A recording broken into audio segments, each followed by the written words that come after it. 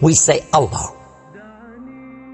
Okay, so that's God to the Muslims. Some say it's not even the God of the Christians and so on. It's just a God. Some even said it's a moon god. But let us now look at the linguistic of the word Allah. It in itself is the beauty of Islam. Because the word in Arabic doesn't mean God. Just in case you thought it did, it doesn't. Because we have a word in Arabic for the word in English, God. It's called Ilah. Ilah, God. God, Ilah. That's the word.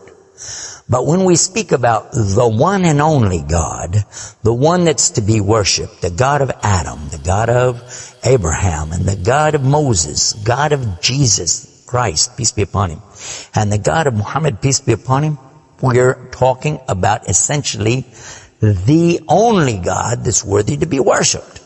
No other God. Now, what would be the proof for this? I realize that we have a lot of detractors who will say, no, it's not true, I don't believe it. Let's get a proof from the English translation of the Bible. That's a good place to start. Around the earth, there are many hotels and motels. And almost every one of them that you go to, there's a drawer beside the bed that when you open it up, you'll find a book in there and you'll take it out. Now, what is that book? And you already know the answer. It's the Bible. It's the Gideon publication of the King James Version of the Bible. The Gideons are very proud of it because they've translated it into so many languages.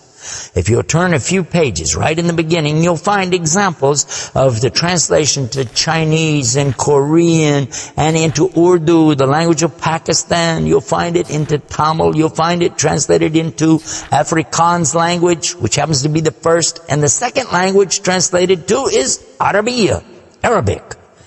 And there is an example of each one of these languages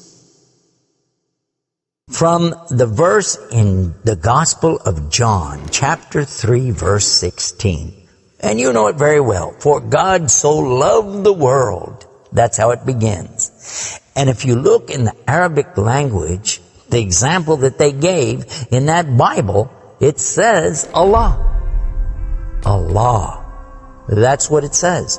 For Allah so loved the world. So if it's not the same God, then why? All over the entire earth, everywhere I go, I find this exact same word being used in the Bible of the Christians. Now you might say, what about the Old Testament? Well, just in case you would like to check it out, you can obtain a copy of this from our website. It's called The Beauties of Islam.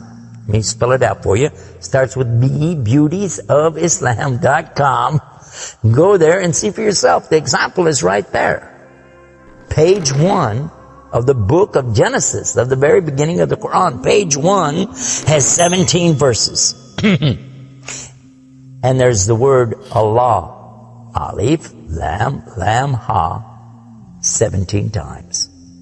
So just as it's the God for the children of Israel in Arabic language, and it's the God for the Arabs who are Christians, it's also the same God for the Muslims. The word is Allah.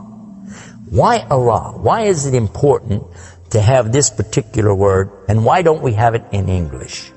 Now, I want to come to the etymology of the word. It comes from the word Ilah, and Ilah means God. But God is defined as what? Anything that's worshipped, whether it be something you can see or you don't see. Something you can touch or not touch, something that you can hear or not hear. A God could be anything.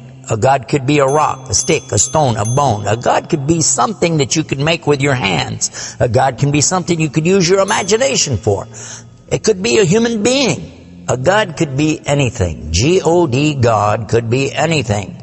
But there is no word in English for Allah. So when you translate the word Allah to be God, you've actually diminished the meaning of Allah.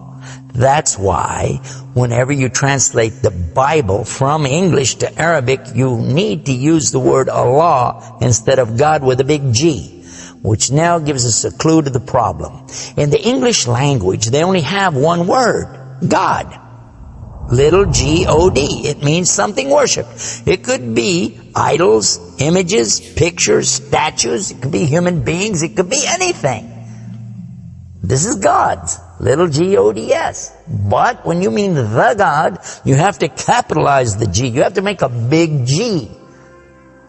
Now, what happens if you're going to start the sentence with the word God? You have to make a big G anyway, don't you? So you wouldn't know if it was God, big God, or God, a little God, just any old God. You wouldn't know. Also, whenever you're speaking to someone, they can't see the letters. So when you say God, which God? What God are you talking about? In Arabic, though, it's clear. When you say Ilah, okay, he's talking about a God. And Allah is an Ilah. But he's also Al-Ilah, the only Ilah. And when you say Allah, this firms it up. And there's no doubt in anybody's mind that you're talking about the one and only God. The word Allah in the Arabic language cannot be made plural. There can't be more than one. Okay, that perfectly fits the unique God of the believers, because there's not more than one. He's only one. There's no God beside God. Second point is this: it can't be made female or male. There's no gender to the word. In Arabic, all the words have gender. All words have gender.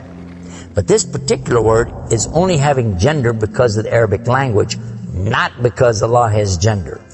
I'll give you an example. It always says like Allahu. This means Allah, He is. But when we say He, it's out of respect for Allah, because Allah is without gender, because He's not like His creation, not male, not female.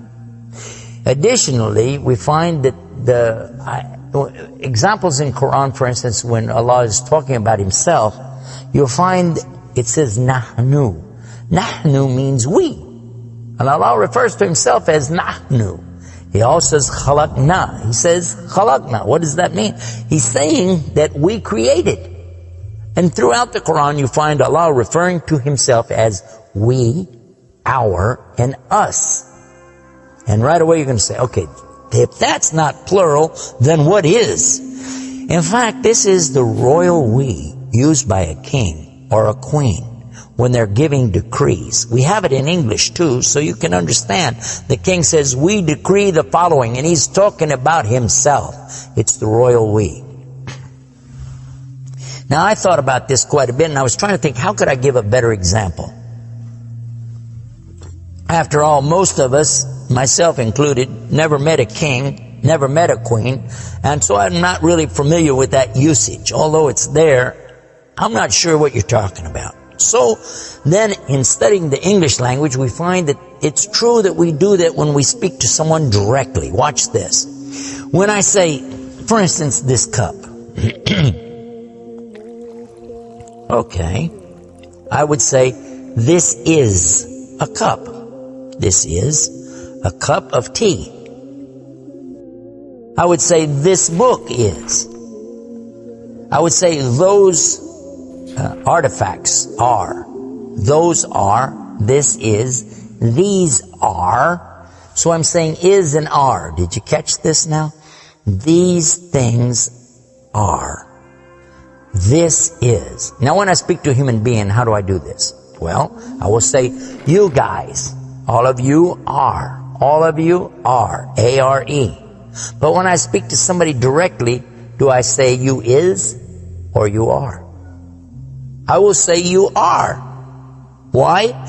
Simply because this is the respect, honor, and dignity that I'm giving. There's no plural there. When I say to you, you are my friend. You are a lovely person. But why am I saying are? Why aren't I saying is? You is my friend. You is a lovely person. You'll say, man, this guy doesn't know English language. And in fact, that's how we can understand this usage of we and our when Allah is talking about Himself. This is the same as when I say I. I don't say I is, I say I am. And again, it's to show the, not plural, but rather the specific nobility, dignity, and honor that you give to the one who's speaking about himself and to the one he's speaking to. And in the same way, that's exactly what Allah is doing when He says nahnu and khalaqna and other examples throughout the Quran. So now what we've learned is that Allah's name itself is the perfect name for Allah.